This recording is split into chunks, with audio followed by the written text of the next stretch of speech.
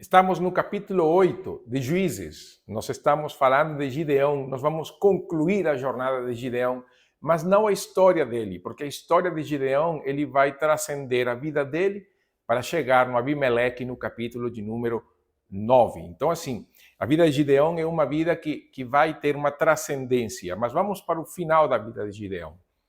Como eu falei no capítulo 7, capítulo 7 vai mostrar o ápice da vida de Gideão. Quando Gideão ele consegue vencer os amalequitas e os midianitas principalmente. Mas, como eu falei no vídeo anterior, essa vitória foi parcial. Parcial porque ainda o exército estava sendo perseguido, mas no meio, o exército midianita, né? Mas em todo esse período, lembre que Gideão pediu ajuda aos filhos de Efraim. E no meio da batalha, os filhos de Efraim foram tirar satisfação de Gideão e perguntaram para ele por que ele fez aquilo, por que ele saiu e por que não foram chamados no momento do início da batalha. Gideão, uma pessoa que, apesar dos defeitos que nós podemos ver, como toda pessoa comum, ele tinha uma grande habilidade política. É uma situação que nós não veremos com Jefté posteriormente na história. Ele vai mostrar que a ação que os filhos de Efraim fizeram na hora de vencer Zebe e Oreb foi tão importante quanto a batalha anterior. E quando ele coloca os filhos de Efraim num patamar elevado, eles ficam sossegados e segue a perseguição. O que estava procurando Gideão era os líderes midianitas, Zeba e Zalmuna. E nesse momento ele vai então e vai lutando contra eles, vai perseguindo eles, e duas cidades aparecem na história, a cidade de Sucote e a cidade de Peniel. Como eles passaram por ali, e os filhos de Israel, junto com Gideão, iam na batalha, eles queriam descansar e recuperar as forças. Ambos, tanto os líderes de Sucote como os líderes de Peniel, eles zombaram de Gideão, achando que Gideão não ia conseguir. Gideão, então, a cada uma delas vai oferecer uma punição, vai prometer uma punição. Para a cidade de Sucote, Gideão promete que ele ia rasgar a vossa carne com espinheiros do deserto. Para a cidade de Peniel, ele ia derrubar uma torre. E o fato é que Zeba e Zalmuna são presos, são encontrados por Gideão. E quando Gideão, então, pega esses reis midianitas, ele vai, então, para Sucote. E o interessante o verso 14, porque quando Gideão captura um jovem de Sucote e o interroga, esse jovem lhe dá por escrito os nomes dos 77 líderes dos anciãos de Sucote. Lhe dá por escrito, nós temos uma ideia de que na época bíblica, na Idade Antiga, a escrita era algo muito da elite. Mas aqui nós vemos que a escrita estava, até certo ponto, bem espalhada dentro da nação de Israel.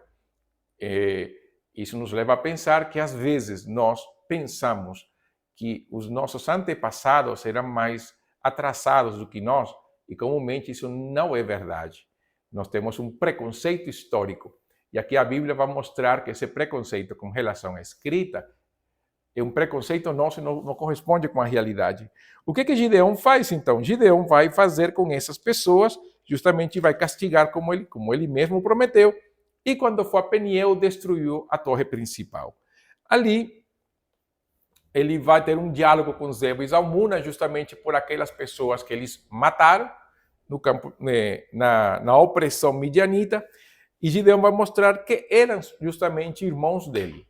E ali ele mata essas pessoas, e ali entra o período de paz na nação de Israel. E aqui onde vem o detalhe, porque até agora Gideão vai de uma maneira tranquila.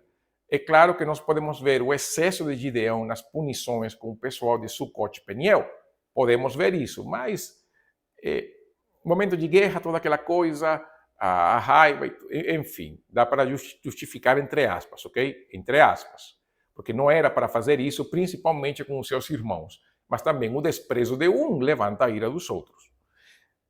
O detalhe vem agora, a partir do verso 22, porque os homens de Israel se sentiram tão seguros com Gideão, e é bem interessante porque nós vemos um Gideão com medo no começo, E agora nós vemos um povo de Israel que confia nele e pede para ele ser o rei. Reina sobre nós. E ele vai dizer uma expressão muito interessante, porque ele vai falar: nem eu, nem o meu filho reinaremos sobre vós, mas o Senhor reinará sobre vós. Então aqui Gideão está passando o teste, mas aqui de novo, entre aspas. E nós vemos como Gideão é vacilante. Nós vemos no começo com Sucote Peniel esse comportamento vingador, e agora ele dá uma expressão boa, biblicamente aceitável, diante da lei maravilhosa para todo mundo bater palmas, mas ele começa a fazer um pedido de que todos lhe deem argolas, ouro e qualquer coisa de metal precioso, e todo mundo lhe dá de boa vontade, porque todo mundo confiava em Gideão, Gideão estava no ápice da popularidade. E quando isso acontece, ele pega então todo esse ouro, não, que deu mais ou menos 11 gramas de ouro, 11 gramas e meio, e constrói um efote, um colete sacerdotal, e o coloca na sua cidade. E ali o povo então começa a cultuar o colete sacerdotal. Quer dizer, Gideão começa a ocupar uma posição sacerdotal, ou pelo menos há um sacerdócio que está rivalizando com o sacerdócio bíblico. Aqui começa então Gideão a ter problemas. Ele desvia o culto, e é interessante porque o termo usado que é uma armadilha, mas em outras versões vai dizer que o povo se prostituiu atrás disso. Então o povo começou a cultuar.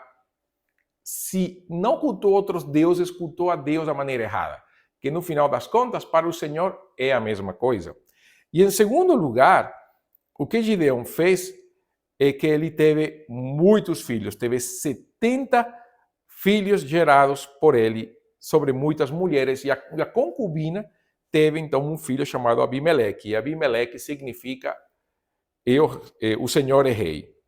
Aqui que nós vemos também, nós vemos que nos 40 anos do sossego de Gideão, Gideão então começa a ter atitudes de rei. Coloca um culto paralelo e ele começa a ter muitos filhos.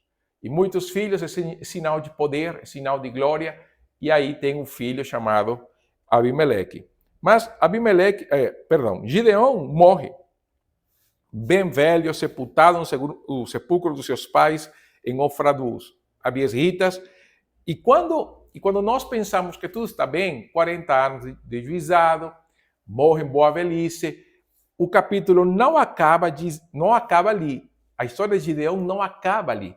Diz depois que depois da morte de Gideão, os israelitas novamente se prostituíram com os Baalins e puseram Baal-Berite como seu Deus.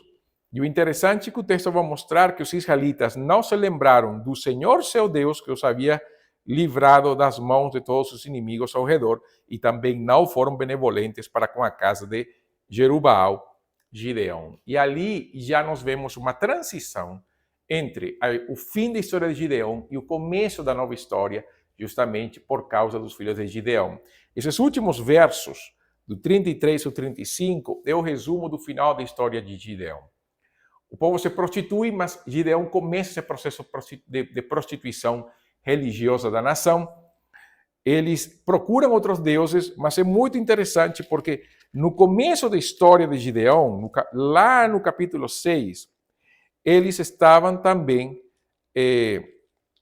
eles se voltaram contra o Senhor e não falam mais nada.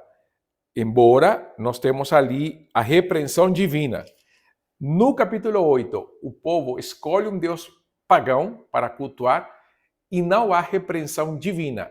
Aliás, uma das características que nós vemos na história que vem a seguir, no capítulo 9, é justamente que não há nada que fale a respeito da voz do Senhor, a não ser um filho de Gideão. Mas o silêncio divino que vai começar a partir de agora é um silêncio que é estrondoso.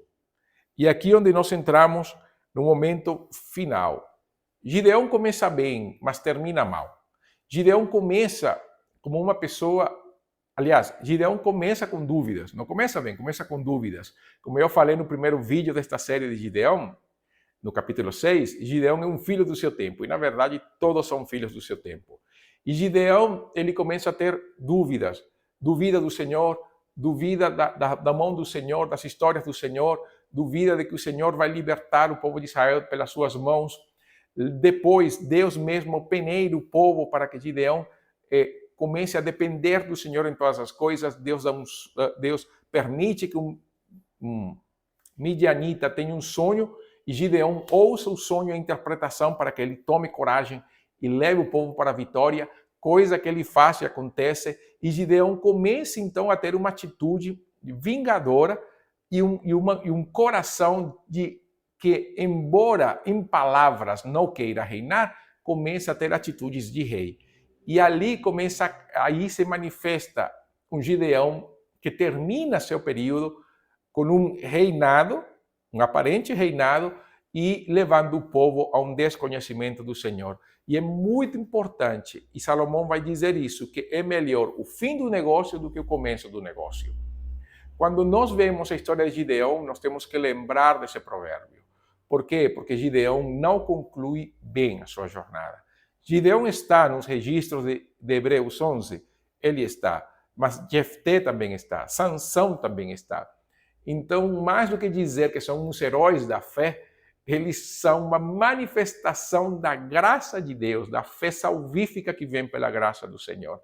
Gideão nos ensina justamente a termos cuidado, não somente com as pequenas coisas, mas também termos cuidado nos momentos de alegria. Se os momentos de queda acontecem nos momentos de maior alegria, nos momentos de maiores tristezas, justamente quando o nosso equilíbrio emocional está completamente abalado. Gideão, no seu melhor momento, ele peca contra o Senhor. Ele se afasta do Senhor e tenta, então, manifestar que ele é rei. E que nós possamos sempre lembrar que, acima de tudo, o Senhor é quem reina. Que nós possamos guardar o nosso coração para termos uma adoração que seja fiel ao Senhor de acordo com a sua palavra. Não basta somente ter uma boa disposição para adorar. Nós precisamos adorar a Deus justamente nos termos que ele pede para nós. Gideão não fez isso. Isso foi uma queda para Israel. Quando adoremos ao Senhor, não inventemos a roda. Façamos de acordo com o princípio bíblico, o princípio regulador de culto. Que nós possamos louvar ao Senhor com todo o nosso coração e que as nossas famílias possam crescer no temor do Senhor, nunca isolados da realidade, mas principalmente amando e servindo ao Senhor. A história de Gideão acaba, mas o legado de Gideão não. E esse será o capítulo 9 que virá logo a seguir em outra oportunidade. Que Deus te abençoe.